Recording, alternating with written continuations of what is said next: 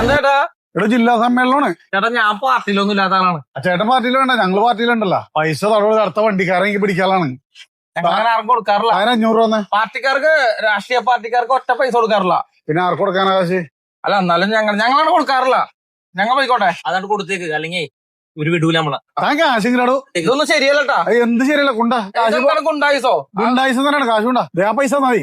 അപ്പൊ കരിക്കണം കാശ് എടുത്തന്നെ. ഈ കാശ് ആർക്കും കൊടുക്കൂല. പിന്നെ ഏത് കാശാലും മതി. കാശും കൊണ്ടാ. വേറെ ആശ തരാം. അടുത്ത വണ്ടി വരാണ്ട് വേഗം എടുത്ത് തന്നെ പോട്ടെ.